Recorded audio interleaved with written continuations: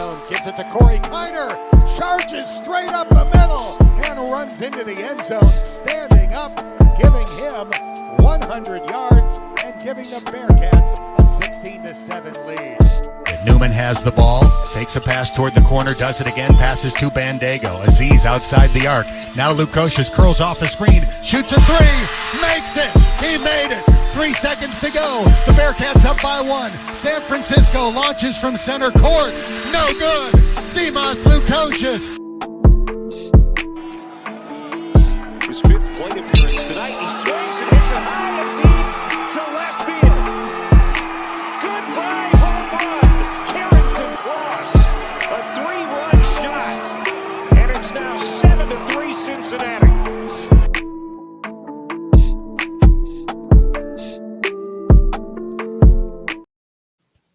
Ladies and gentlemen, welcome back to the GoBeercats podcast, part of the Catskeller Social Club and the Bearcats representative to the College Huddle community. I'm Brandon, that's Darin, and below us, if you're watching on YouTube, you can see 2 very special guests tonight. We have Brandon Trame from the Den Tailgate, very good friend of the show. Brandon, welcome in. Thank you. Happy to be here. And we have the triumphant return of a former current podcaster. Who knows where he's been? Hopefully he has some answers for himself tonight. We have Coomer from Cincy Slangin. Coomer, welcome back behind the mic, man. Is this thing on? Works? Loud and clear. Loud and clear. Let's before we jump into the beers that we're drinking, we all just did a beer check. We're good to go there. It's a little explanation as to what we're doing here on Altogether, this ragtag bunch of Bearcats fans. We are going to break down the win totals for each team in the Big 12 tonight. So we're talking over-unders as set by FanDuel this past as early as 5 days ago. So if your app doesn't say what our numbers say, sorry, this is what we're using. FanDuel from about 5 days ago. We're going to break them down from Arizona State to West Virginia to the Knights of Central Florida, the Bearcats. We're going to break them all down here, give you our thoughts on the over-under for each team while drinking some beers and giving each other a hard time on our thought process behind each team here. So, gentlemen, I hope you're ready.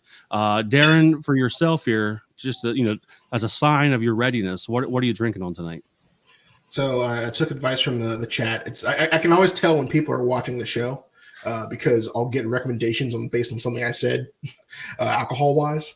So I took the advice of Trame and some other people and went to Tailgate Brewery. Well, I got some Tailgate Brewery from a local gas station. Apparently there is also a tap room close to us, so we'll visit that soon. But I have a strawberry lemonade Shandy here. A little bit of a slight tall boy, I guess. So, yeah. Very nice. Very nice. I've never had anything from that brewery, so looking forward to that review. Trame, how about yourself there? I saw that you had the Den pint glass. What are you putting in that thing? It's empty for now. This is the Den Growler House. They're still available at the Growler House in Walnut Hills. For those that go and enjoy a pint, just ask the bartender for one of these, and they'll give you one.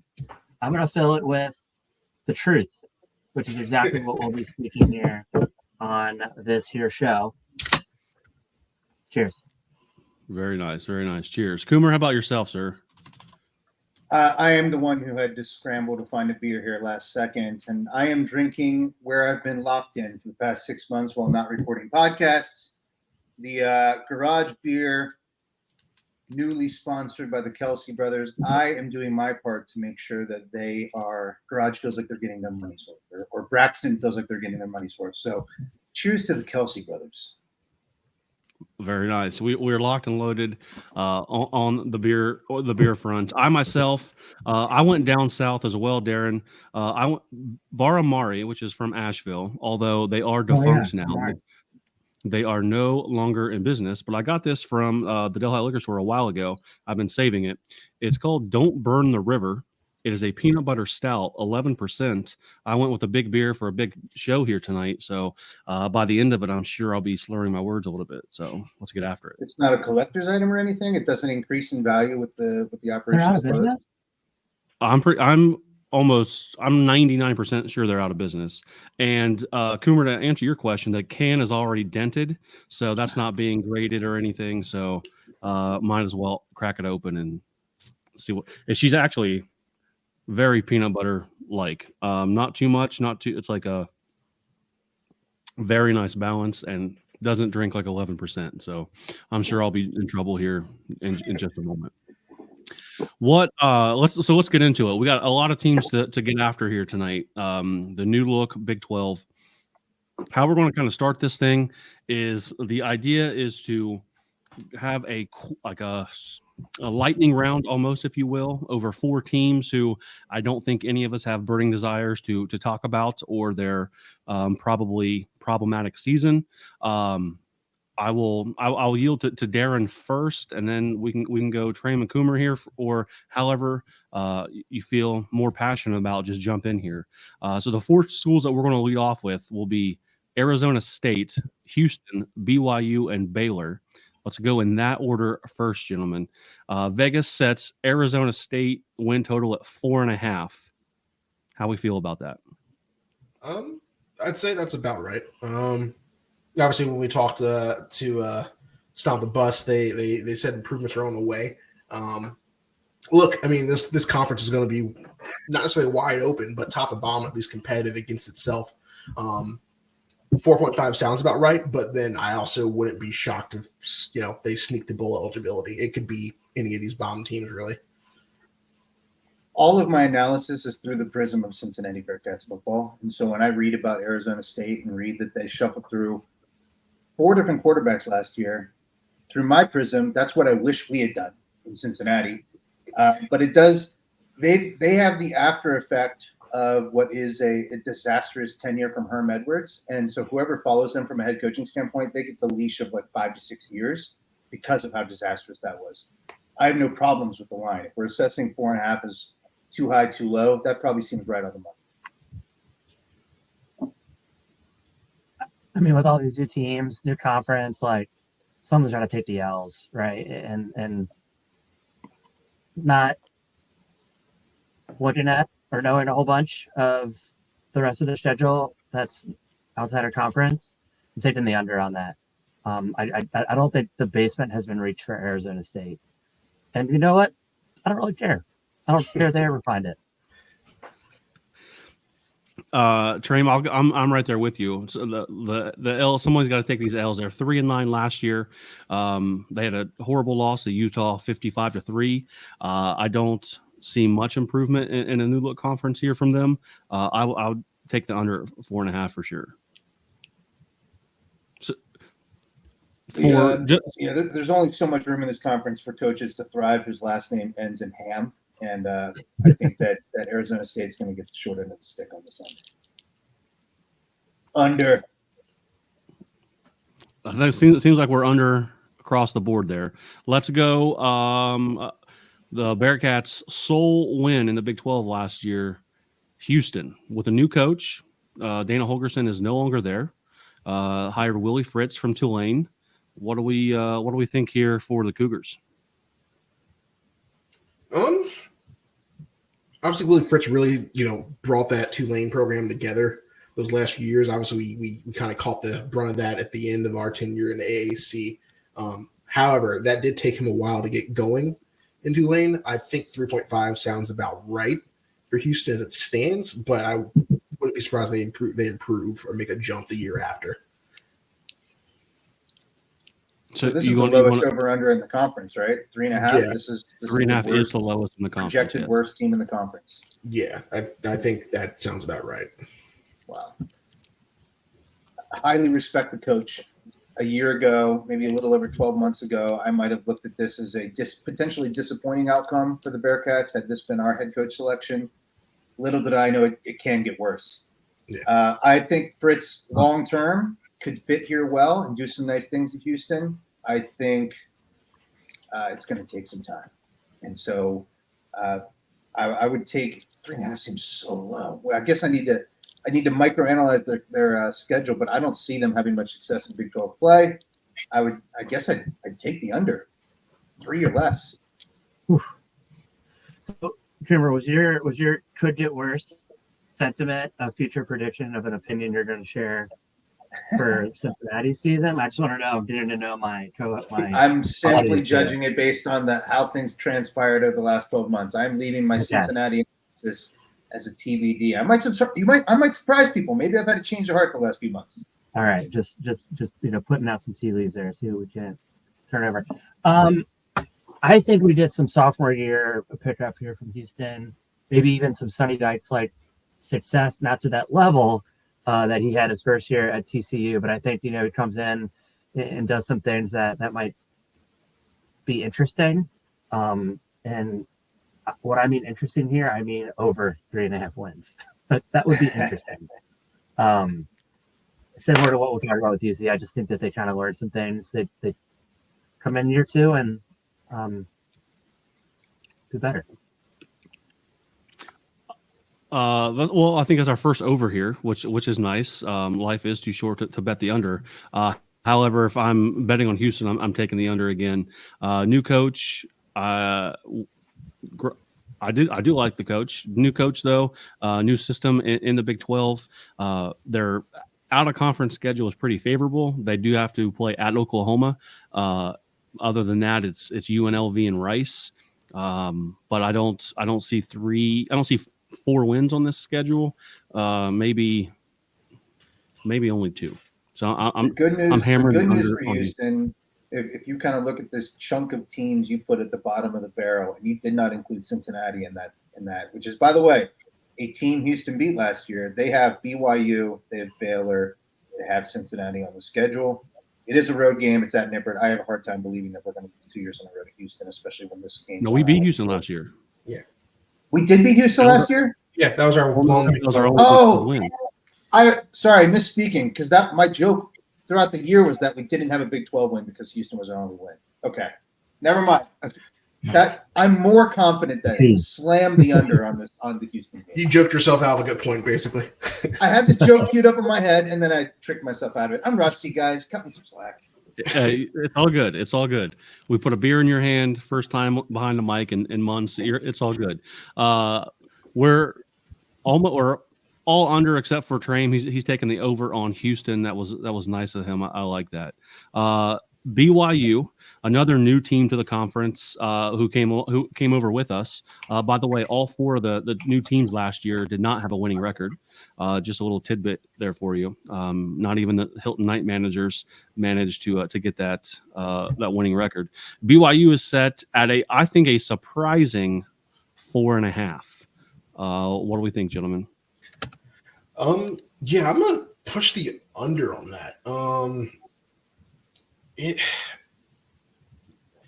I will say if Gary Bohannon somehow can resurrect his career at BYU, I mean, maybe they're in for something good, but I kind of see it being a similar situation we had where, with an Emory last year, where you hope a guy who showed some great upside can bounce back. They got a tough schedule ahead of them, especially away. I mean, you're gonna have a juiced up SMU who's on the uprising there. Wyoming is no slouch as a G5 either. I mean, playing at Utah, at UCF. We'll say more about them later. I mean, they have some tough sledding ahead of them. So I think, yeah, I'm sticking with the under for them. It's surprising to see that BYU finished the year last in the Big 12 in 2023, given what we experienced in Provo. Things can get weird there. I think if you're going to make the case for the over, it relies on the fact that their home field advantage can be an advantage just based on what happens at altitude, stays at altitude. But I'm kind of with Darin on this one. I'm just having a hard time seeing what the path is. Even their non-conference games are going to be frisky road games for the most part. So I tend to lean under, but it's an uncomfortable under. I'm rolling the carbon copy, 5-7, just barely screeching the over on that. They don't make any noise in conference. They get through that non-conference that you talked about, Darin. None of those teams scare me, but they're just so big. Like, to be honest with you, nothing that SMU can do will erase the memory of them just folding like a house of cards against good fickle teams. I'm going to put them at 5 wins. Sure. I like that pick. I'm going to go with the over as well. Just seeing what they were capable of last year. I think they did.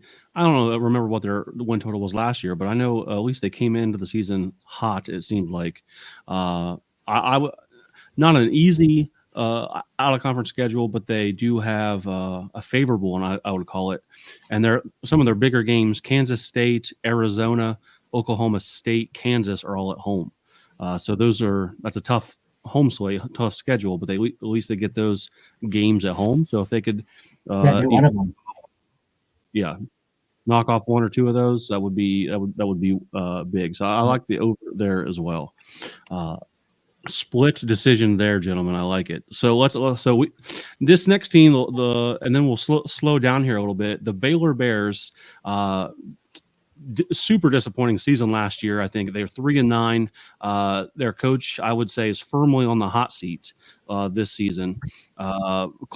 Is it sort of last year we predicted Neil Brown will be fired at West Virginia before we played them, and they had a renaissance of a season.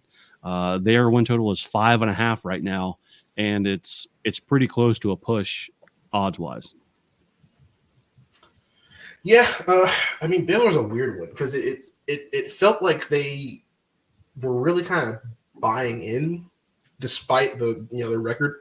The players were buying into what the coach was selling, but it didn't really show on the scorecard for them at the end of the season.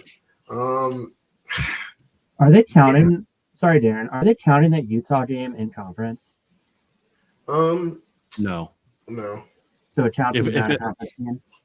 There's a bunch of those this year, and I think if it's in week 2, it's an out of conference game. Yeah. I believe, like week 2 or like if it's early, I don't think it counts. I mean, maybe if you catch. I mean, you can catch anybody napping in week 2 if you're not ready. But I mean, I don't see them doing well against Utah. They just got too much momentum and too much hype. And then they got Colorado after that. I mean, it's tough sledding for them. I don't see Texas Tech being a pushover. Iowa State was really figuring it out last year. Oklahoma State, TCU. I mean, they got the tough portion of the schedule there. They got the top end of the schedule or the conference for their schedule this year. So, a lot of improvement needs to be had. I don't know if there's enough room to do it quick enough. So, I mean, that seems a little high for that. I know some of the math doesn't math when you're saying under for half of these because someone's got to hold the L, like you said. But I mean, a lot of teams to get through. Yeah, it could be any one of these teams that is terrible. So, yeah, I feel uncomfortable going with another under with this pick. Last year, I went over for Baylor, and it was keeping in mind the fact that I just believed in Aranda, and I thought he was the kind of guy who wouldn't have back-to-back bad seasons. I think I proved to be wrong with that prediction. I also don't like it when a head coach starts meddling with play calling, which just seems to be one of the keys to Baylor's defensive turnaround, or at least the potential hypothetical turnaround would be, I'm going to take over the defense. It doesn't feel great. That's not good vibes from my vantage point. And I think it's all hinging on whether or not their new quarterback from the MAC from Toledo can actually be the lightning bolt to turn around Baylor. I'm looking through the schedule. Yeah, they're going to start the year 1-0. After that, it's getting real dicey. So I'm taking the under again here. So I'm starting out with 4 unders, which I'm not sure what that means, but it just means I guess I'm fading the trash of the Big 12. Yeah, Darin, I didn't mean to interrupt you. I just wanted to make that point a little bit, as it's going to be really tough for them, especially to hit that 5.5. Just calling these unders, I don't think isn't so much of a math problem. Is it just some of these lines are really hard for us to say at this point, especially when you look at this and you see some of these out of conference slates that these teams have. But I mean, Baylor, you get another conference game that just doesn't count, and you have one of the best teams projected to be on that schedule. And a 5.5, it's a no for me. Maybe 5 wins. I just don't think they get to 6. Don't you think part of this is it's difficult to predict how the new teams are going to transition into the Big 12? The same way that it transpired last year with the arrivers in Houston, Central Florida, BYU, and Cincy. I feel like there's probably a little bit of hesitance to, or maybe there's just a lack of understanding, like how will the Pac-12 teams transition into the Big 12 teams, to the Big 12 conference, and there could be a game or two off because of those transitions. As I was preparing some thoughts, I was right there with you, like really sort of fading all these teams that are coming in, just based on personal experience, right, from what we saw last year. It's just hard. The difference being, though, that they were in a conference that did have high-level, Power 5 conference per se, and if we learned anything, and many people warned us of this, if you did a lot of like preview shows with other teams, transitioning and going up a level like Cincinnati, Houston, and Central Florida did prove to be a massive undertaking and too difficult for most of us. Yeah, I mean, there's a lot of questions you have to ask, at least of this conference. It's how are the new teams from last year going to do in their sophomore season? How the new teams, coming in this year do, adjusting this conference? How the teams that have been established in this conference do while trying to vie for the crown that Texas and Oklahoma left? There's a lot of what ifs, and from an outside perspective, it makes for some really exciting football because it could be anybody's conference, but from a ranking and prediction standpoint, it's anybody's conference, so it's a lot of unknowns that we probably honestly won't really know until we get to week 5, week 6 of college football, when it starts to take shape. I've made all my picks beforehand. I wanted to come into this thing prepared. So even though it looks nice. The three of you who took the under, I'm not just like, playing the devil's advocate here. I took the over when putting together the show notes for Baylor. Just looking at their schedule, I think I can see a path to that. I'm not saying that they'll blow the doors off of the entire schedule, but Tarleton State, Air Force, depending on what you think of Colorado, that's a swing game. BYU and Houston, you're almost there. Just reading in the schedule a little bit. I do believe in their coach. I've been a big fan of him for a while, so I think he will bring it back, and the Bears hit the over this year. Oh, jeez. I don't know what Coomer is doing, jumping in and out. That's me. I slipped on the controls there. Oh, it's all good. That's all my He bad. just wanted to redo the order. I'm taking that personally. If it makes you feel any better, Brandon, I did not do my homework, and I'm making all my picks largely based on intuition right now as we talk through this. And so if you're the opposite of me, maybe that's a good sign. It's all good. Let's that's projected the bottom, towards the bottom of the conference, at least in win totals there. Of course, we're going to do Cincinnati, but before we do that, I want to go into one more team here that I just kind of mentioned that is controversial in some ways, I guess, and that is the Colorado Fighting Primes, who is set at 5.5. They had arguably the greatest 4-8 season of all time last year. I don't think that's debatable. I think that's facts at this point. Prime is still there.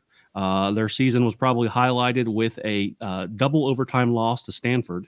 I'm sure, which was on College Game Day or Big Noon or some. I'm sure it was on some sort of primetime time slot there. So, what do we think about the Buffs this year coming back to the Big 12? It's really hard to say because they lose their offensive coordinator to San Diego State, who was really responsible for that. Sean Lewis was up for a lot of coaching jobs. He was up in our pool, up against Sat. Known for we're talking about a coach who was in our coaching search, by the way. Sean Lewis, coaching carousel, knows everyone. But responsible for some high-powered offenses throughout his coaching career. But he basically got sent to the sideline anyway halfway through the year, right? That shelved him because he wanted to run the ball too much. Am I remembering that correctly? Yeah, he kind of got scapegoated, really, because their offense was still putting up numbers despite giving up a ton of yards on defense.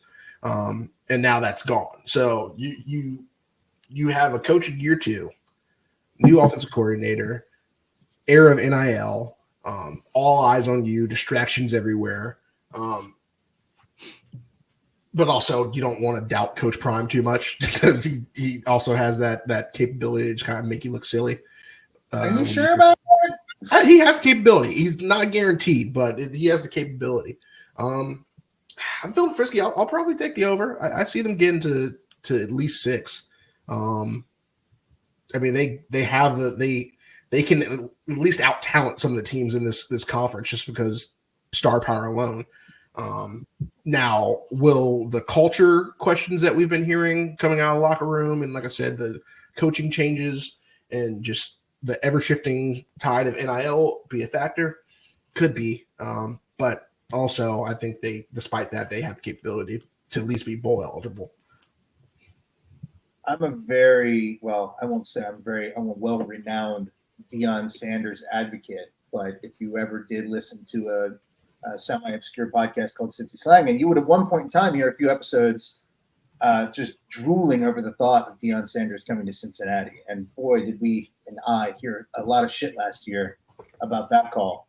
I love and want to get behind the Deion Sanders experience. I think that if I were a fan of Colorado, I would be leaning all the way into the circus that is pulling for a coach like Deion Sanders and all the noise around it. I think having Shedeur Sanders as your quarterback is an advantage that Deion would have compared to the other teams that we've already talked about, where there's a sure thing projected first round pick quarterback leading your team, and starting there is a good place to start. But we saw last year with USC that doesn't answer everything if you're lacking in terms of blocking, if you're lacking in terms of defense and you can't stop anyone. And I think that that's going to continue to plague Colorado, and I've learned my lesson. You can't build teams this way in college football, and I think that Shedeur in particular has just gotten on my goddamn nerves. And so I'm fading Colorado this year. Their non-conference doesn't really have layups on it either, and I think that you're going to see them come up short, and this is Deion Sanders' last year at Colorado. Under. They'll give them a little bit more than that. So I have a similar feeling about Colorado as I do about Cincinnati this season, and I don't think it's so much related to the programs are in very different parts. Like you go to a Deion Sanders press conference and feel like you just left some sort of Trump rally where reality is separate from what's happening. So I think they'll start off fine, and this is kind of preluding to some Cincinnati thing. I think they're going to have some injury problems. I just think it's going to hit some teams that rely really heavy on positions that are thin.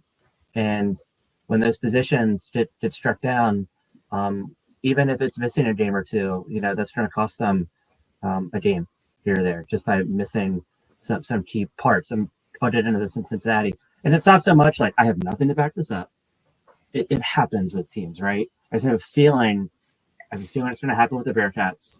I have a feeling it's going to happen with Colorado. They'll be in it. They'll be talented enough. Coomer, Sanders, yeah, I think he'll play well enough to be drafted. I think he's one that's potentially going to miss some games.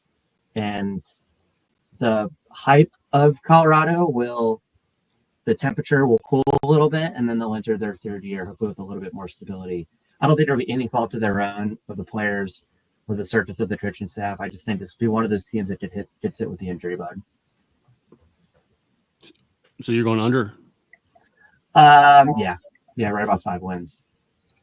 I was on a BYU podcast earlier this week, and I made the comparison, and it's not like 100%, but I made the comparison to Prime to Penny Hardaway at Memphis.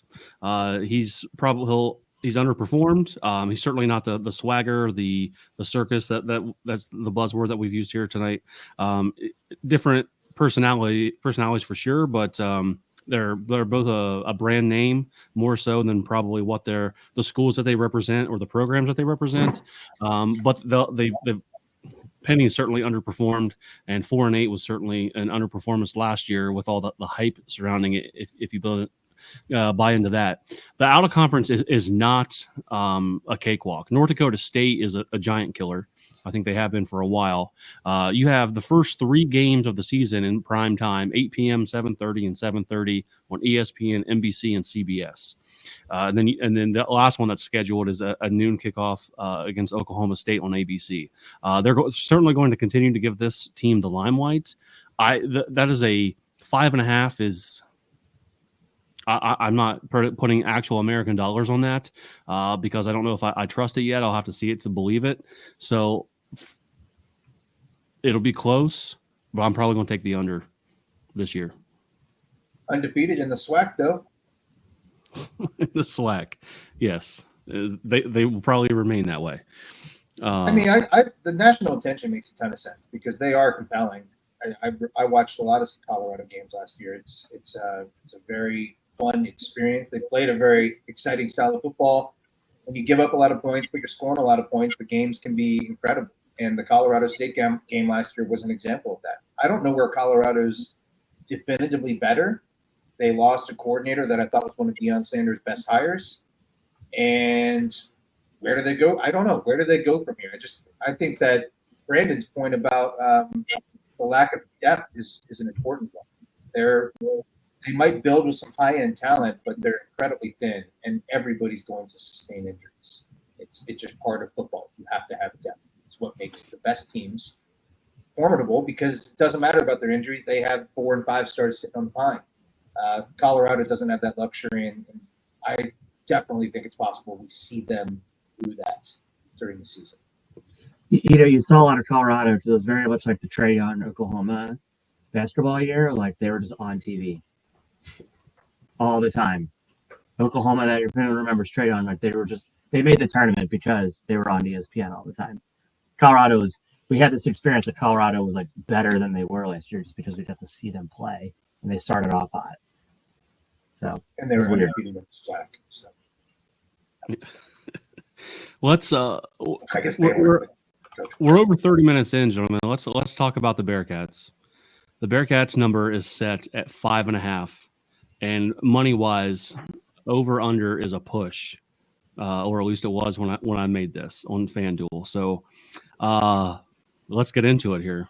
Darin, 5.5 wins. That's over's bowl eligibility. Under is another disappointing season. What do we think? I think 5-5 is the proper safe bet for this team because you just don't know. You see the improvement. You see the positives coming back. You know, you got senior leadership at this point. You got cleaning of the house. You got a quarterback who, you know, has a lot of upside and is younger. And then you have not just returning offensive line, but returning rotation within the offensive line, which is always great to have in terms of stabilizing your team on offense. We really saw what the run game, you know, looked like and the vision come together for that. But the tough thing for the Bearcats is the success for our season has to be had right out the gate based on just, you know, if you're looking on paper. You gotta win against your FCS opponent. You gotta hope you're still better than Pitt at that point, and that you match up the same. You should be better than your MAC competition, Miami of Ohio. You should be better than Houston.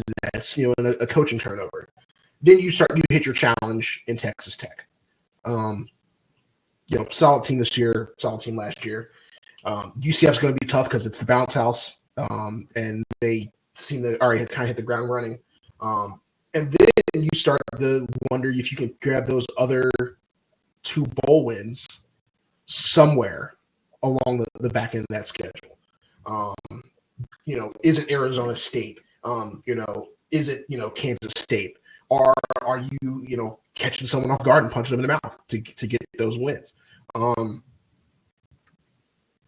I see a 4. I see a steal somewhere.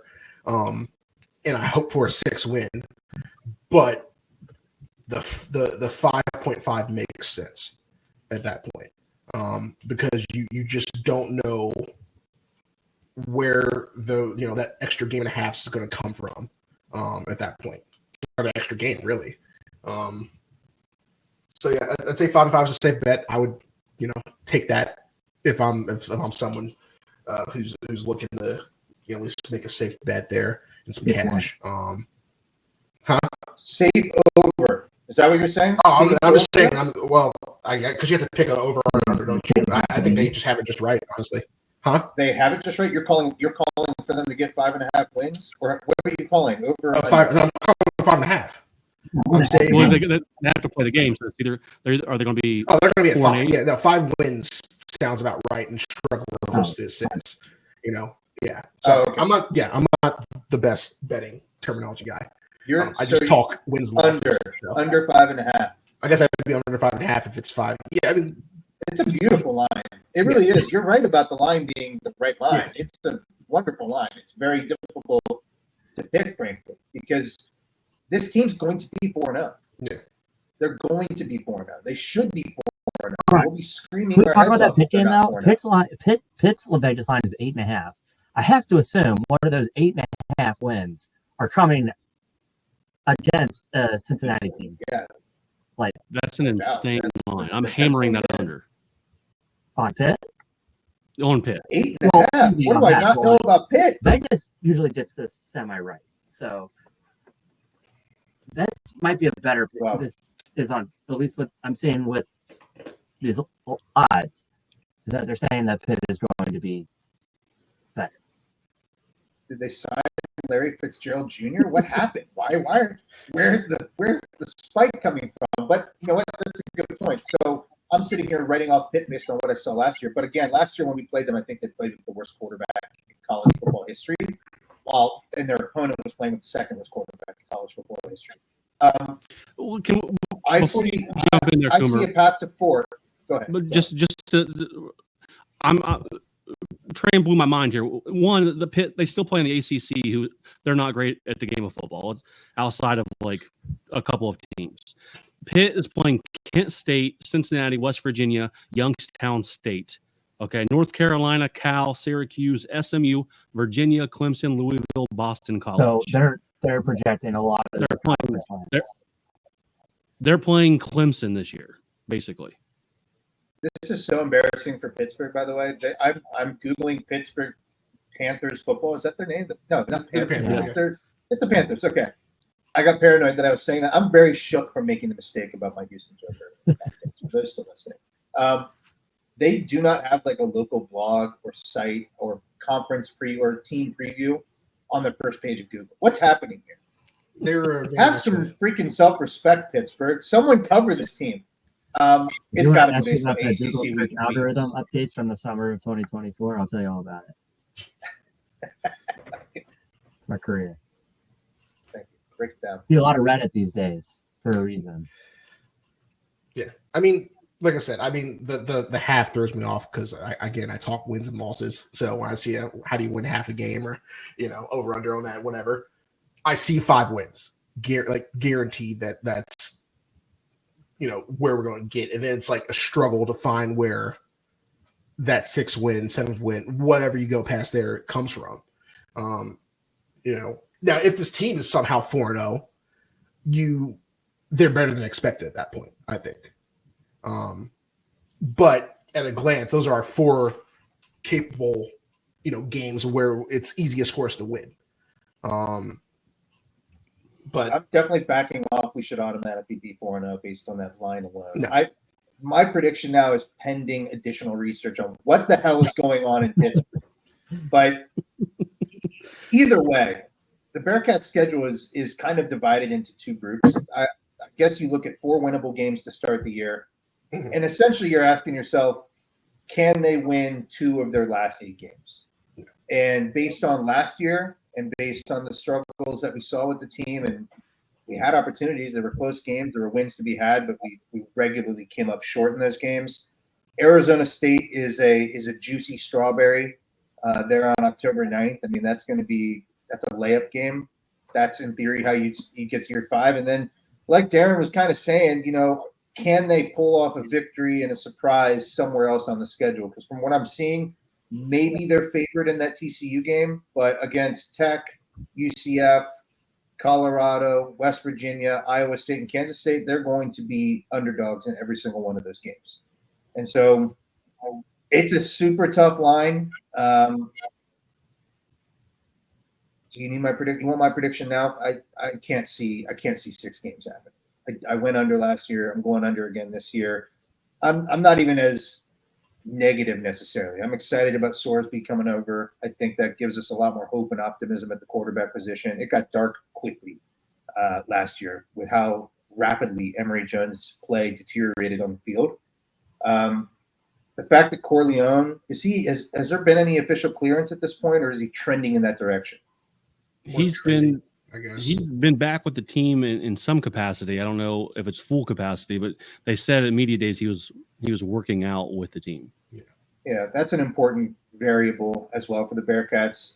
Super rooting for that guy. Got scared as hell when I saw what the medical diagnosis was, but yeah, it's sort of contingent on the offensive line piece is phenomenal. To return everyone, I have no doubt we're going to be in the top 3 or 4 teams in the conference in yardage. I think we're going to get a lot of yards. Will that translate to wins? I'm actually I'm feeling a little iffy right now. I'm you know what? Fuck it. I'm going over. This is an over team. It's an over team. The quarterback position is going to be a massive upgrade. We had a lot of close games last year. Satterfield is going to get 6 wins this year. His interns have performed the pending research. The results are in. ChatGPT was running in the background, and that is my official prediction. It took longer than I expected. I will say to give more light our info on the team, it seems like Sat, did what he could and the proper things he should do to try to upgrade the team. And at least in the short term, he said he tried to get longer and faster. You're not gonna get bigger right away. That's just a hard thing to fix. When you take a hit, step back, and take a step back as a program, that size comes with being successful in recruiting and getting those guys. And write that down real quick. Easier to get longer and faster. Yes. Bigger. Basically, height in the defensive backfield.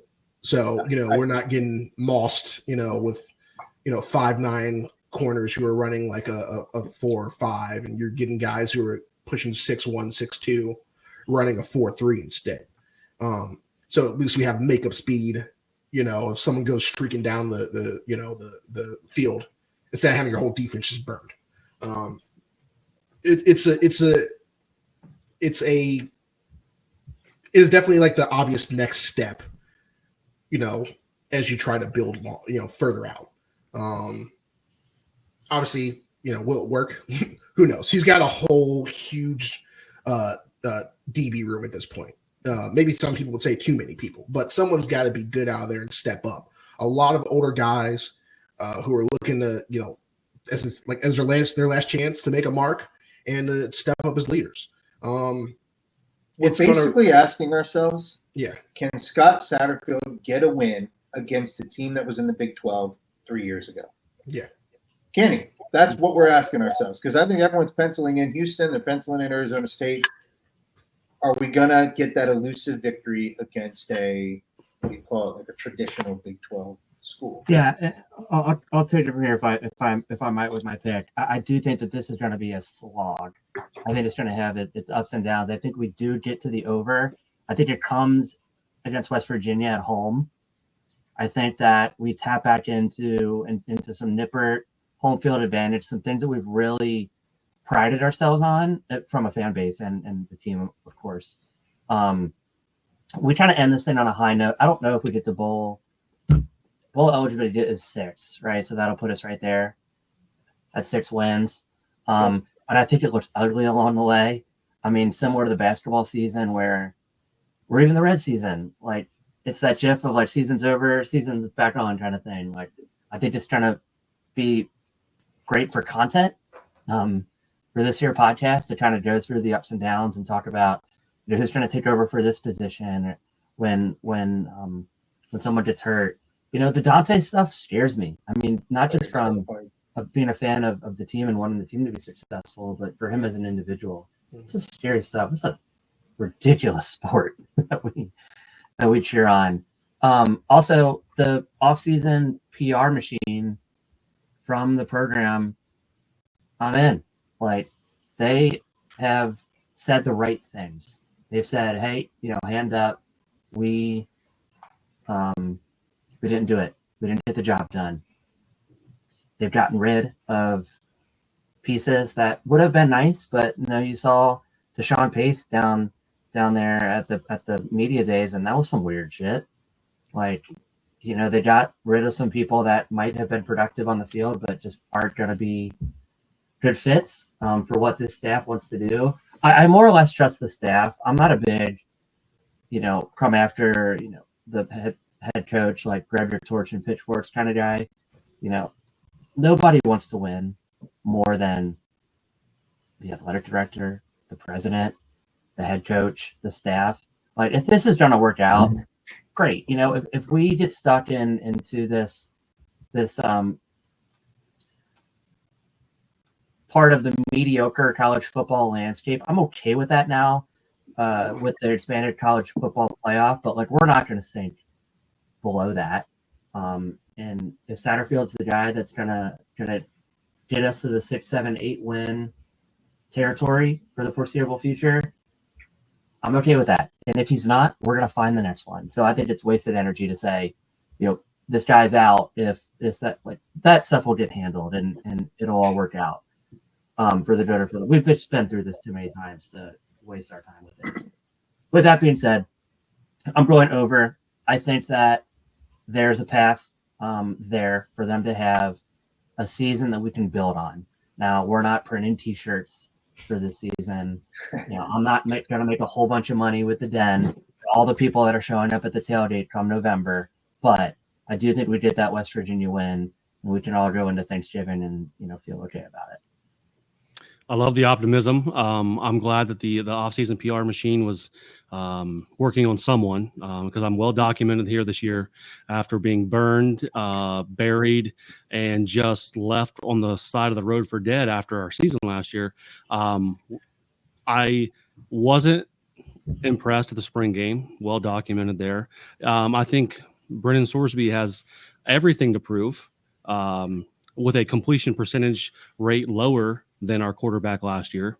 So we'll see what he has to do. I was wrong. I was wrong last year when I took the over. I pray that I'm wrong this year as I take the under, because that's what I'm taking here tonight. The under. Do I see us possibly winning 6 games? Sure. Many more than that? No. Last year Darin, I think you brought this up. Or maybe someone brought it up, that we fell off hard last year, right? We started off, we were riding high there after that Pitt win, where we really kicked Pitt's ass. It seemed like we were up 3 touchdowns, and we were ready to conquer the world. And then it was a long ass season after that, starting off 4-0, and then going into November, still praying for 2 more wins, I think is probably more likely. And I don't have the confidence to bet the over on that yet. Still have to prove it to me. Hope I'm wrong. I want to win games. We'll see what happens. Yeah, I know there's tons of teams to cover. If we don't hit the over, I just feel like that's a really dark narrative, because that would likely mean losing all but 1, maybe 2 Big 12 games. And likely, again, it sounds silly, but not beating a traditional Big 12 team for 2 consecutive years. And when the conference, in my opinion, is kind of in a down place. This is on the downside of the conference relative to where it maybe has been historically.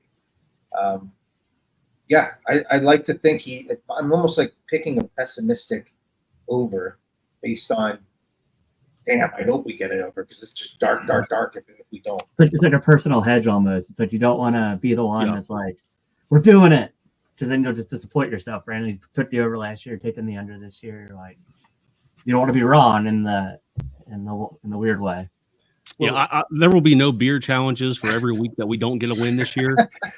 There will be nothing like that at all. So I'm just going to keep my mouth shut. That's what they call stepping on the rake. Yeah. I mean, if you call Coomer, if you call that pessimistic over, I'd say I'm taking an optimistic under. For more clarity on that, it's not a under where it's like, yeah, we're gonna be like 1 in 11. It's more like 5 is our floor, and I know we have a path to get to a higher ceiling. I just don't know where that ceiling is. But the 5 makes sense. Yeah, I hope it's our floor. Yeah. Trame does have to jump out of here in just a moment. So if we move on to the Horned Frogs of TCU, Trame, will you lead us off there to get that pick in before you jump off? Yeah. Can I start with a little bit of a plug for some tailgate stuff? Then I'll quickly do TCU. Absolutely. And then I sent my homework to Brandon for him to copy and then showcase here on the rest of the teams. So quick on the Den.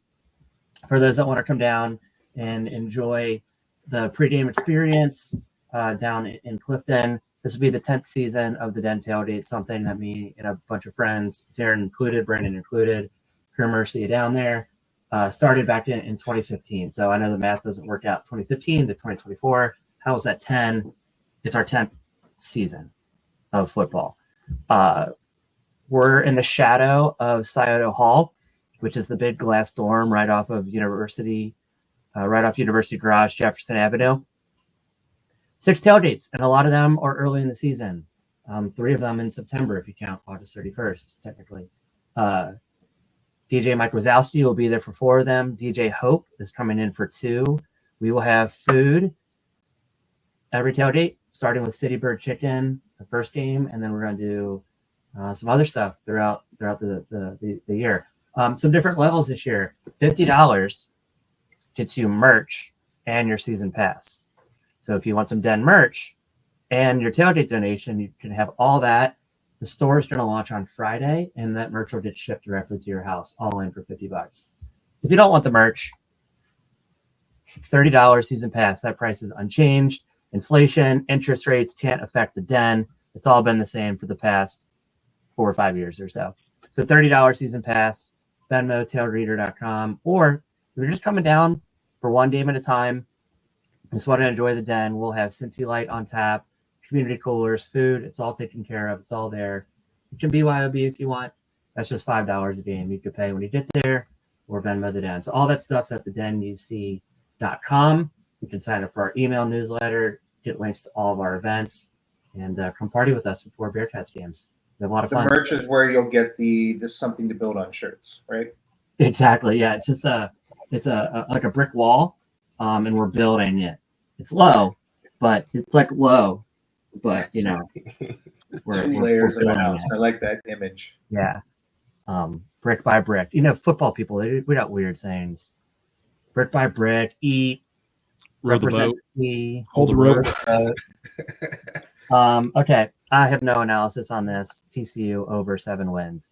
That is the format that I sent my homework to Brandon. So it's my school, the betting line, and my predicted number of wins for that team. So Brandon, as you share that, that's what those numbers mean. Got it. Thanks for jumping on, good sir. Guys, Nice job. You just gave Scott Satterfield his John Rothstein nickname. Scott Satterfield, the Mason. The Mason. Oh, I like it. You got too much ChatGPT up and running on that side. All right, guys. I apologize. I do have to run. Got a couple things to do, but I hope you have a great time. Take it easy, Trame. Thanks for joining us. Darren, how about yourself? Are you a big believer in Sonny Dykes?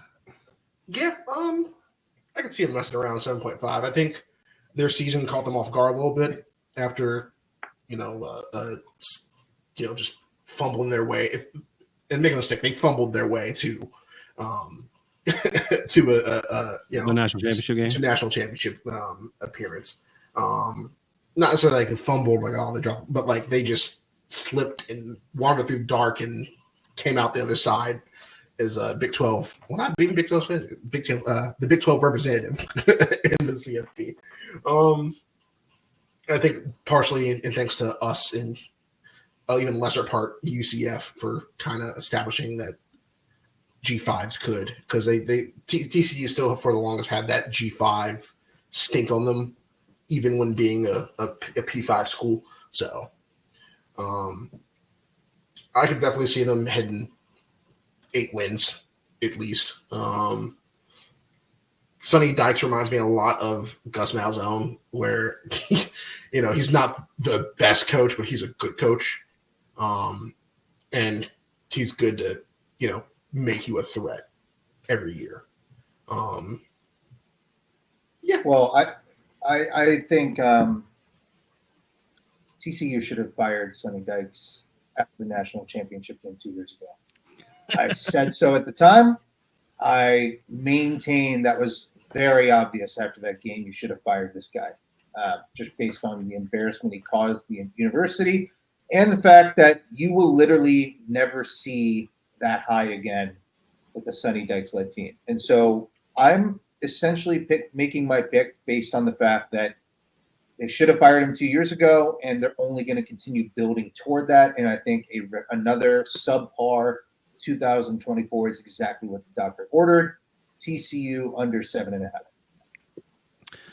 Coomer, I couldn't have said that more beautifully myself. Literally every syllable that you just uttered you're inside of my mind right now. I've never trusted Sonny Dykes. Luke Fickell, the Bearcats have ran over him multiple times when he was at SMU.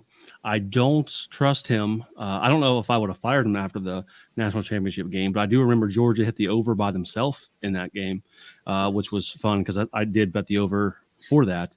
I hammered the over. I don't trust Sonny Dykes, and I do think he will be firmly on the hot seat, if not gone, after another disappointing year. So, which bodes well for the Bearcats too. We close our season at home against TCU. I think this is something worth noting, and that if it is the bad season that I think TCU is on the verge of having, this bodes well for Bearcats over bettors. I like a good point. I like that. Wow, could get to 5 wins and then going into the last game at home in Nippert against TCU and Sonny Dykes and being the get nail him fired. Oh man, give it to me. Okay, I'll take it. Hell yeah, love it. Something to look forward to there. I like it. All right, TCU. We're out. Two unders, 2 overs there. How about a team of red and black? They do not play in Iraq, even though their former coach compared their city to it. Texas Tech 7.5 is the win total, and it's pretty close there. If you look at it's not really juiced one way or the other. So I'll lead us off here on this one. I haven't led us off here yet. I think I picked Texas Tech to be in the Big 12 championship game last year. I was a big believer in Joey McGuire. I thought that his triumphant return there would lead them to the promised land. I don't know if they're going to be that good, but I actually do like the over of 7.5 for Texas Tech this year. Not calling them to go to the championship game, but I'll take their over this year.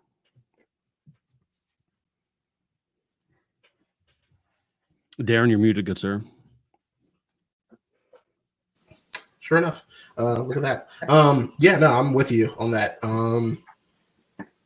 Definitely not. I mean, they could make it to the Big 12 championship. They have the capability to, but I don't think that's their ceiling this year. But I think they're going to be better than 7 wins. I look forward to the Go to Hell Get a Job Bowl as we play them to start our Big 12 play. That's going to be fun. Hopefully, there's some friendly banter built off of that and our distaste for Tommy Tuberville. Yeah, I mean, not too much to say on them. I think over for that. Coomer. Darin, we have a unanimous pick. I am also going over. Respect the program. I think trended well toward the end of last season. Had some nice recruiting wins in the off season, and yeah, I just think it is a formidable home field, I would say. So I'm taking the over Texas Tech. To spoil things, Trame did take the under. He believes that they get to 6 wins. So just So we still have not had a unanimous over for all four of us. They play a very favorable schedule. In one universe, we'll see if we live in it or not. Both Texas Tech and the Bearcats would be 4-0 heading into that September 28th game. So that, some hype there early in the season. No, I'm just kidding. Let the record show someone picked Houston over. Wow. Can't remember who that was. Must have been Brandon. That was Trame. Trame. Well, which Brandon? Yeah. Trame. Exactly. This guy, huh? This guy.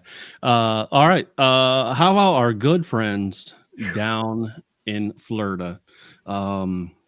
They previously were the Hilton Night Managers, but if you watch like Instagram Reels or TikTok, they might actually be the like Python hunters and catchers, because apparently everyone in Florida has been hired by the government to catch these snakes that are just like taking over the planet down there. So Vegas thinks they'll win, puts the win total at 7.5. Last year I think they were 5-7. I think they definitely didn't have a winning record because none of the new four did. 7.5 is the magic number for them this year. I hate to give it to ISIS, but I think I'd take the over on them. UCF, and more specifically, Gus Malzahn is sneaky good at recruiting. And the Disney Tech also has the backing financially to kind of give him what he wants for NIL.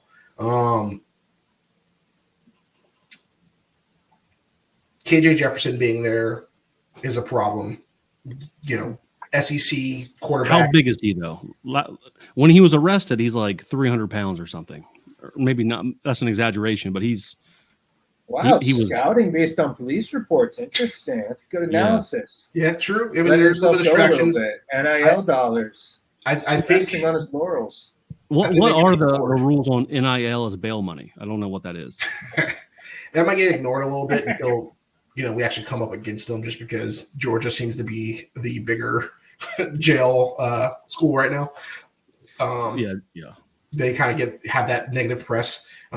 It's classic big time sports. Always want to model your program after winning championship. So we're going to see more and more schools going to jail. Sorry, cracking me up. No, I mean, KJ Jefferson just kind of fits the prototypical quarterback that Gus Malzahn likes also. So if, he's gotten back on the right path, he's kind of had a quiet offseason since that moment. There's a very strong possibility for a formidable combination between those two. 8 wins for sure. I don't know what their ceiling's at, though, past that. Yeah. Coomer. All the UCF gents down in Florida are busy catching snakes and know how to handle snakes because they're not getting any girls. Am I right, fellas? UCF. Yeah. I respect the players they took from Cincinnati. I am a huge Deshaun Pace guy. I will not let big UC propaganda convince me that I should hate Deshaun Pace. That guy's one of the greats. Part of a key contributor to what will go down as the greatest team in Cincinnati Bearcats history. And I think those are big time ads for Central Florida. I was kind of leaning over. Brandon's got me scared based on the police report weight of Jefferson. I think that is a legitimate deal. So if this guy's letting himself go and it's going to look like that homeboy from Kentucky a decade ago, Lorenzen. Remember, was that Lorenzen? Hefty lefty. I love a lefty too, but I think that could end up being a problem potentially. I wanted so badly to compare the Gus Malzahn experience for UCF to our Tommy Tuberville experience, and I'm a little less confident on that front. Less so than I am with Sonny Dykes. I'm going to officially predict UCF over. I'm sorry, UCF over. Well, that's good. I will not. I don't. I think I'm not completely sold that they are not in their own seventh circle of hell of Tommy Tuberville yet. Recruiting be damned. You can recruit all day, but you got to go play the games on the field. 5-7 last year, I think, was probably a letdown for Central Florida fans who assumed that they were going to the national championship game. KJ Jefferson, while, like I said, who knows what version of him that you're getting. Is it the quarterback or is it the defensive lineman? I don't know. I hope he looks like that. Joel Embiid does for the U.S. Olympic team. Yeah. I hope he looks like the big from NC State in March Madness this year. DJ Burns. You went Burns, baby. We hope KJ Burns. Jefferson looks like DJ Burns. Yes, that's good for that's operating in the post, not for dropping back and scrambling in a Big 12 pocket. Yeah, I'm taking the under there, and so is the other Brandon. He took the under as well. So am I the only over, or did Darin go over? Darin, you and Darin both went over. Virtual fist bump. How about our good friends in Morgantown? A little bit of a I don't know, a resurgence, if you will. They actually contract extension 9-4. They did lose to Houston. They got smashed by Penn State week 1, and they lost to Oklahoma as well. But Neil Brown was not fired, so that's got to be a win for him. The magic number is 6.5. You can't lose to Houston last year and get a contract extension. I'm pretty sure that contract's voided. I think that's legally not possible. I mean, 6-5 seems low for a team that surprised everybody at 9-4, and that's returning a quarterback and a good backfield. You know, a senior veteran quarterback at this point, who can kind of, I won't say do it all, but he's definitely one of the more complete dual threats out there. Yeah, I mean, I'll take over for them. Over for Darin.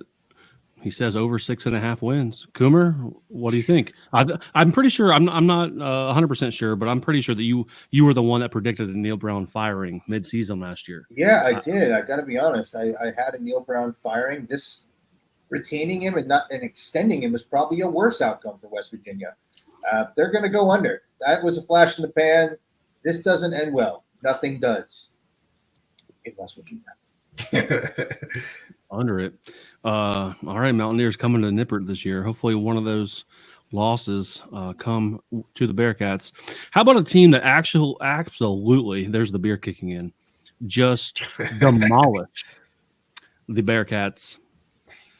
Iowa State, 7.5. Pretty close there on the numbers. Matt Campbell was the one coach I didn't want. Well, yeah. I really was on the coaching game last year. I need John Cunningham.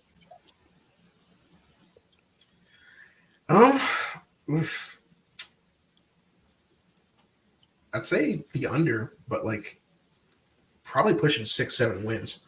I mean, they seem like they really kind of started to put things together. I think that was kind of the theme of the Big 12 last year was a lot of teams that traditionally had been the bottom feeders started to really kind of put things together. I just don't know how well they can sustain that. There's going to be a lot of questions at quarterback, not necessarily because they're incapable, but competition-wise. You have two solid options, and you wonder if it's Rocco's team 100% at that point. Who's to say? I just question how complete they are. And 7.5 seems like a good ceiling for them, like a safe ceiling. But I think they fall short of that. Under. Coomer? I think you couldn't be more wrong. This is one of the picks I'm most confident in. I think Iowa State is the sleeping giant of the conference this year. They are a lock for me to finish in the top 4 of the conference this year. They got a tough schedule. They're returning tons of their production. You can't dispute how good the defense was last year. They're returning a lot of key contributors from what was a very good defense and an offense that has a new coordinator, yes, but all the mediocre production that was featured on that team is returning, and we kind of like to use that in Cincinnati as a reason things can improve and get better. Is when you have the continuity and you're keeping core players, they're starting to get better on top of what's going to be one of the best defenses in the conference. I think over 7.5 is a slam dunk, and I'm going to call the over a lock, and I'm going to say that finishing top 4 is maybe my sleeper prediction for Iowa State. Last year I was very, very down on Iowa State amongst all of the gambling accusations. The scandal is the word I'm looking for there, and they certainly outperformed what I thought they were going to do. They have a tough schedule on the back half, but the first 6 or 7 games, I mean, they might be a top 10 team come mid-November, and be undefeated before they play at Kansas, here in Cincinnati, Utah, and Kansas State. That back half is brutal, but they could very well be undefeated going into the Kansas game November 9th, or coming to Nippert undefeated. I could see that. So I'm definitely taking the over for Iowa State this year. They made me a believer. They beat us. They beat us like 30-10 or something last year, and it was not even that close. They embarrassed us.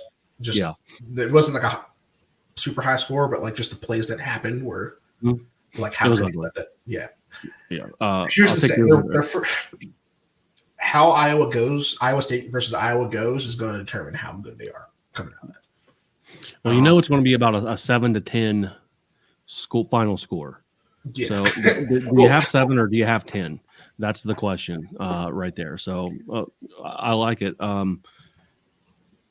So that's Trame takes the over, and we are not unanimous on overs. Again, as Darin took the under there. How about newcomer? Newcomer to the league, first time. Last year was the first time they were good in football, maybe ever.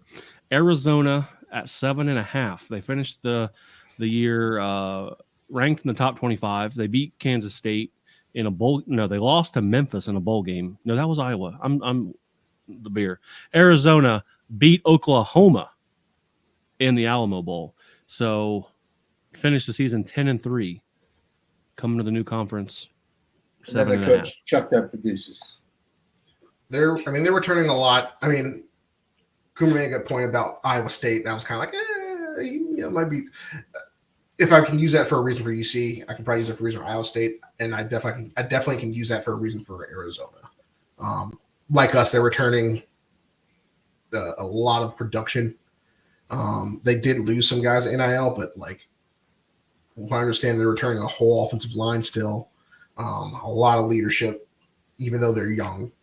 And like, I mean, you're playing some people you're already familiar with at that point. Like they had New Mexico, Northern Arizona, FCS, Kansas State, at Utah. Yeah, I mean, their schedule is pretty favorable and pretty winnable, to the point where they could even rattle off undefeated if they really wanted to, and really could, just put the pedal to the floor. I'll definitely take the over. I just don't know where their ceiling ends. They definitely could be one of those teams playing for the Big 12 championship at the end of the year. I like it. Coomer? Brandon's beer's kicking in, and whatever those lollipops I ate downstairs are kicking in, because I kept trying to type in Brent Brennan's name, and I went Brent Brennan. Like, I just kept typing the wrong name over and over again. I'm not sure what's happening. Might be having a stroke. I think talent-wise, Arizona, it makes sense for people to have them in their top 4 or that range and to kind of be bullish on the team, but it's a completely new coaching staff. Head coach, offensive coordinator, defensive coordinator. That can work to your favor if you've got the right guy, but I think, or maybe the exceptional guy. I think if you've got your normal coaching staff, we've experienced firsthand, those first years can be a bit tumultuous. Oh, they're replacing their head coach? I did not know that. Yeah, I'm reading that correctly, I believe. I thought their coach bounced to Washington and is now the head coach of the Huskies. So the Alabama decision ended up impacting Arizona quite significantly. Part of the Arizona narrative too, I think they did a pretty solid job in the portal replacing some guys, but there was also an exodus following their prior coach Jed Fish up to Washington, and so they seem to already be building that into the over/under. It's 7.5. They won 10 games last year. I think it's going to be a difficult season with the new coaching staff and the roster overhaul. So I'm going to take the under on Arizona. I'm going to change to the under on that just because I think their talent and their coach still being solid carries them to that. But I totally forgot that he bounced to Washington. I let our guests from when we talked to Arizona guys talk me into how productive they were going to be. They were very hopeful still. So yeah, they were very optimistic, which is the complete opposite of our Arizona State guest, who I'm still not convinced is a fan of the Sun Devils. I knew that, then forgot it. Yeah. 7.5 though is still, I think, a pretty obtainable number for them, especially after winning 10 games last year. You can still win 8. Lose 2 more. 8 at the over. I don't have them. I wouldn't put them in the Big 12 championship game, but I think they still have enough there and a pretty decent schedule. I have the over. I'm going to stick with it. Be the only guy there with the over for the Wildcats. So I mean, they were good for the first time in forever last year, and maybe they can make magic happen twice. So I'll look out for them to take the over. Another team that absolutely. Can I say one thing about their head coach? He was a head coach at San Jose State for a long time, and it started off really rough. His career record, though, at that San Jose State is 34-48. And I look over his last 4 seasons, which I guess is where they would they're stocking those seasons. Yep. The most games he ever won was 7. I mean, is he an Arizona alum? Maybe. I don't know. Because I remember debating those guys about that, but I think there was really a lot of that 2020 season doing a lot of heavy lifting for them on that. Yeah, he played at UCLA in college, and then was a GA in Arizona in 2000. I don't know. It's just I don't know the guy ins and outs. I'm sure there's a reason that he was hired at Arizona. I also think that's not a job that would necessarily attract big names in the same way that we struggled with, and how we landed on Scott Satterfield was that it's tough to lure some of these bigger name coaches to a school like that. But I think this should be a unanimous under. I hope it is. I was the only one to take the over. Hold out. Change your pick. I don't want to. Do it. We've had a unanimous under already with Arizona Change State. your pick. I refuse. I will continue to be the odd man out. Let's talk about the Jayhawks, and they absolutely dominated the Bearcats last year. Not that that's a measuring stick for anything. I'm just reliving trauma as I read these teams off. Yeah, but they played us when our team folded. So come on. True. I know. I'm just saying, I'm just reliving trauma because that's how my brain works. Kansas is 8.5. They do believe they'll be decent again. For me, it's is their quarterback going to be healthy? Is he going to be on the field? I don't think that's been proven yet. I don't like a 9-win Kansas team. Their schedule does not necessarily it's not necessarily favorable. They beat number 6 Oklahoma, and that's. I guess you can hang your hat on that, but I don't think that they can keep this up much longer. I'm taking the under on the Jayhawks. Okay.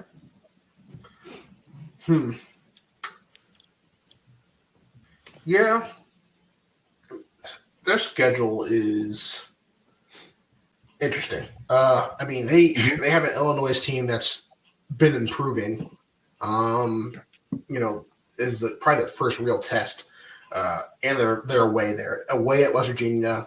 Then they have TCU at home, Arizona State away, Houston at home, Kansas State away, Iowa State at home. I can get them to 6. I can't get them to 9. Yeah, I can't get them to 9 wins. It's one of those things where I would have said they would have been fine if they had Bean and Daniels, but Bean's gone to the NFL, and Daniels is, who knows if he's going to be healthy or how healthy. He's got a huge upside. I mean, he becomes the baller that he's supposed to be. Yeah, he's going to make us eat crow on that. But I don't see 9 wins. I'm going to take the under on that.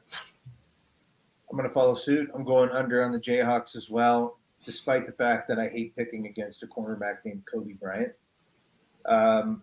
I think there's upside on this team. I think they're going to look incredible at times, and I think they're going to be inconsistent enough, though, to not hit that.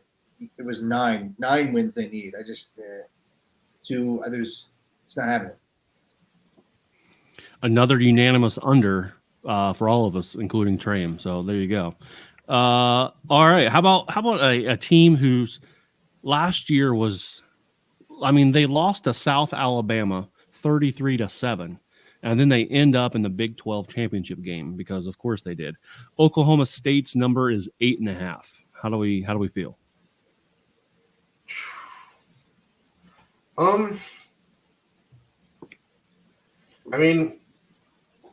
They got Ollie Gordon still.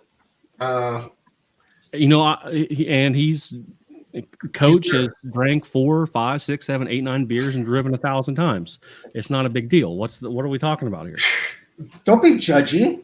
It depends. Yeah, I don't see that being an overall huge distraction for them this year because it's so early in the year, and we just know people's attention span about news cycles like that just kind of go after a certain amount of time. And then, Alan Brown's back, isn't he? Or Bowman, not Brown. Bowman's back this year. So,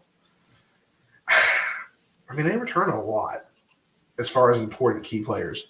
Mm-hmm. The belief is Gordon will have a Heisman-like season. Yeah, that possibility is certainly there. Their schedule, not super. It's Arkansas. Not, who knows what you're getting there? Well, Sam Pittman's on the hot seat at this point. Yeah. San Diego, South Dakota State. That's their one. And who's the last SEC coach that played and coached their way out of the hot seat? When you're on the hot seat in the SEC, you're done. Yeah, usually, you have to turn around and have a miracle season, essentially. They've got Tulsa. That stretch in September through October, though, pretty tough. Utah, Kansas State, West Virginia. And then it gets kind of soft even for that road gauntlet they hit. Man. I'm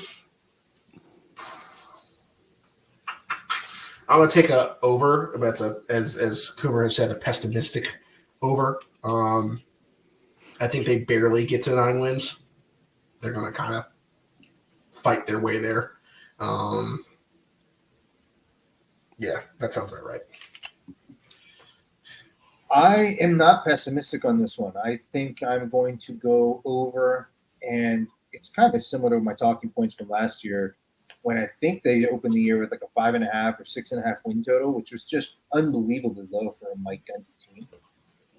That guy gets wins and racks them up in the Big 12. And this season is going to be about Ollie Gordon's Heisman campaign. I love the jokes and memes out there about, or I think even Gundy might have said it, but it's like, hey, DUI, his punishment is going to be even more carries. So they're going all full steam ahead, Ollie Gordon Heisman campaign, and this is kind of like a blind faith pick in Gundy. Distractions don't hurt this guy. He's immune to distractions. During the most divisive political election in history, this guy's out there rocking OAN shirts. He gives no fucks. Gundy is not impacted by the outside world. Reality that's need not matter. I forgot. All the distractions they get caught in his hair, so they don't even reach his brain. They get. Well, he's also been coaching so long that he's already got crazy sound bites before now. Oh yeah, it's not nothing new for sure. This there's no like lights to flash or anything, gentlemen, but this is our first unanimous over. I'm hitting the over as well. Pistol Pete for Pistol Pete. There you go. There we go. I'm not done talking about Oklahoma State yet tonight, but I see them easily is a strong word, but I see them easily getting to minimum 9 wins. I can get them to 10 probably real quick. So I like the over there. We're not going to give Utah that much respect to let them go last, even though they were picked first in the conference. So let's go to the Utes. 9.5 wins in their first season in the Big 12 after going 8-5 last year. Their best wins last year, it's a toss-up between Florida and UCLA. They had all 4 losses, 4 out of their 5 losses last year were to ranked teams. 9.5. Coomer, why don't you lead us off here? Well, with their arrival in the conference means that they also now have the best coach in the conference. They have a 7th-year quarterback, which, by the way, Oklahoma State does too. 7th-year quarterbacks in vogue in the Big 12. Cam Rising, tons of hype, massive impact to their season last year by the fact that he was not able to come back. I think early in the year they kind of wrote off the fact that he's not going to make his way back next year. They're going all in on 7th year, 25th birthday, probably renting his first car season with Cam Rising. I have tremendous respect for Utah. I always love their teams late in the season. They're always, from a bowl game standpoint, they're always the team I'm leaning toward picking. Whether or not I have no idea if they actually win all their bowl games. My perception of Utah is like this is a real program, tough, gritty, hard-nosed, and I'm putting respect on their name. I'm going over for Utah. Darin. No idea if they won all their bowl games. Just a fun fact: they lost to Ben Bryant led Northwestern 14-7 in their bowl game last year. But again, this is Cam Rising. So yeah, I wish we were starting Ben Bryant in our bowl game.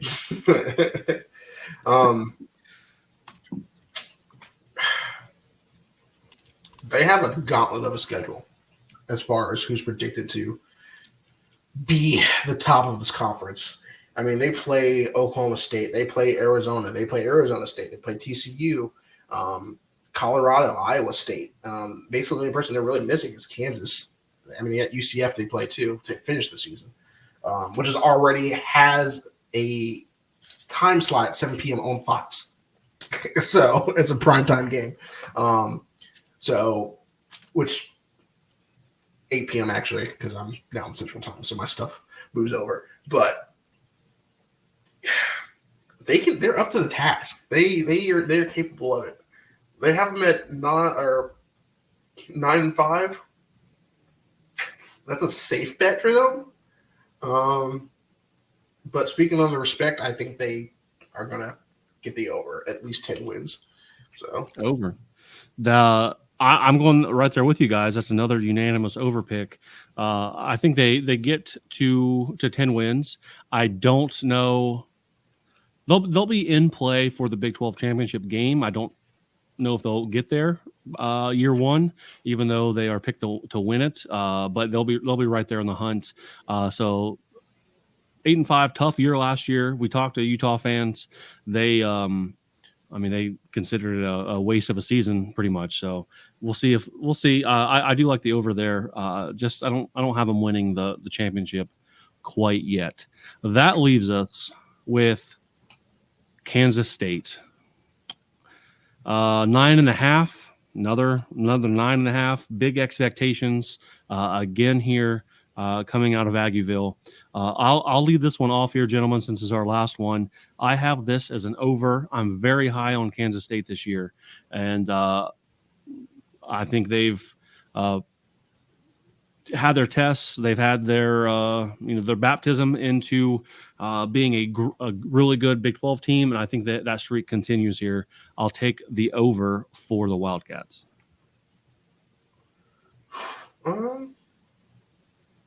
Man, that is tough. Because they lose their starting quarterback, or at least they're hot Ohio State, to Ohio State. Not everyone returns the MVP of the Pop-Tarts Bowl. No, true. It's hard to do. And that's senior leadership at the helm there. And look at their schedule. I mean, they have a pretty tough schedule when it comes to the Big 12 itself. Outside of that, their non-conference is pretty light. I mean, it's only 2 teams. It's all Big 12 teams outside of UT Martin and Tulane. So I don't know if that Arizona game. I think that's a non-con game. Yeah, it doesn't. It's a non-con, but it's a conference game. You know what I'm saying? Like it's still going to be a measuring stick at least on how they stack up to the conference. May not count for the result. I'll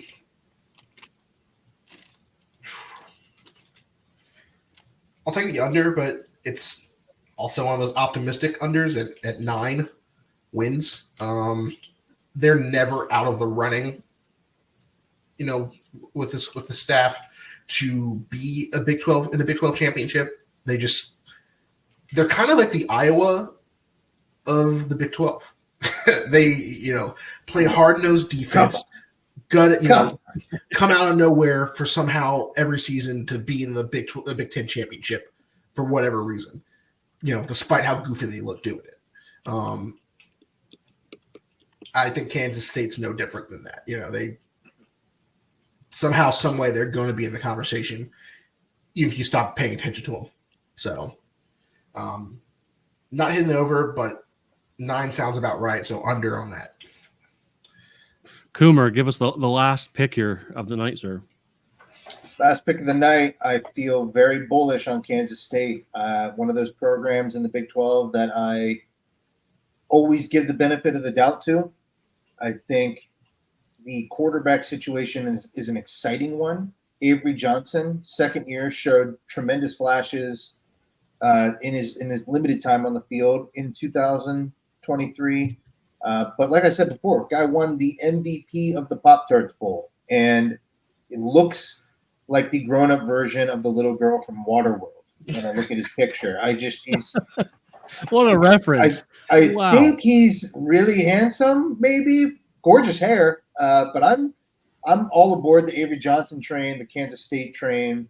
I think that Darin, you comparing them to Iowa football is one of the most offensive things I've ever heard on a podcast. And if I was a Kansas State fan and heard that, I'd do unspeakable things, to dox you online or something. I just think that that's unkind, sir. But yeah, I think I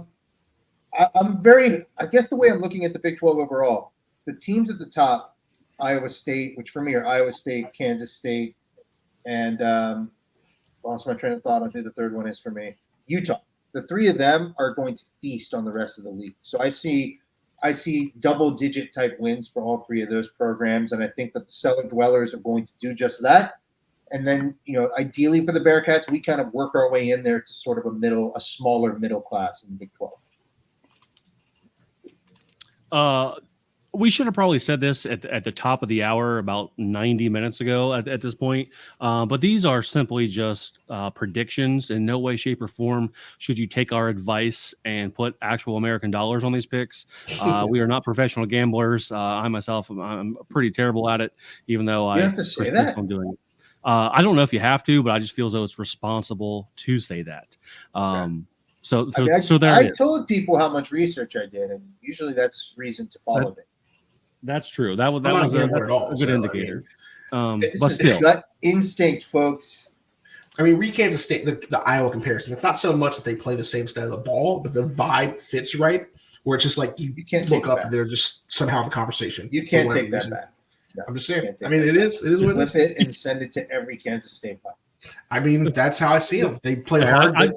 Iowa fans want to stab their eyes out when watching their team. Kansas State loves their football team.